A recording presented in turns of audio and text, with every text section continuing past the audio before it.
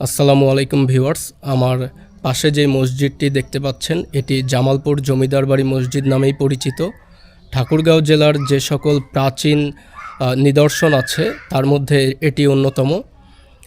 চলুন আজকে যতটুকু সম্ভব আমি আপনাদেরকে মসজিদটি ঘুরে দেখাতে চেষ্টা করব।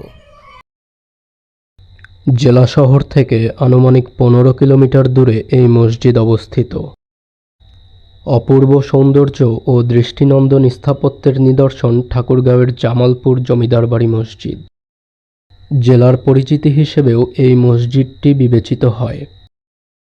তৎকালীন তাজপুর পরগনার জমিদার বাড়ি থেকে রওশন আলী নামে একজন ব্যক্তি আসেন এই অঞ্চলে। তারই বংশধররা এখানে বসবাস করে আসছেন।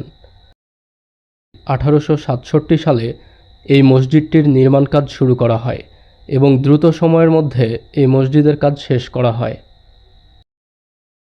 ভারতের উত্তরপ্রদেশের হংসরাজ এবং তার পুত্র এই মসজিদের মূল কারিগর। তবে দ্বারভাঙা এলাকার কারিগররাও এর নির্মাণ কাজে অংশ নেয়। মসজিদের মিনার, দরজা, জানালা এবং দেয়ালের কারুকাজ দৃষ্টিনন্দন এবং প্রশংসাযোগ্য।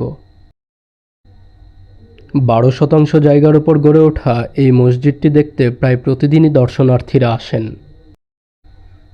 বাংলাদেশ প্রত্নতত্ত্ব বিভাগের তালিকাভুক্ত এই মসজিদে একসাথে প্রায় 600 জন মুসল্লি নামাজ আদায় করতে পারেন। মসজিদের ভেতরের অংশও বেশ মনোমুগ্ধকর, তবে মসজিদের ভেতরে ভিডিও করার অনুমতি না থাকায় আপনাদের দেখাতে পারছি না।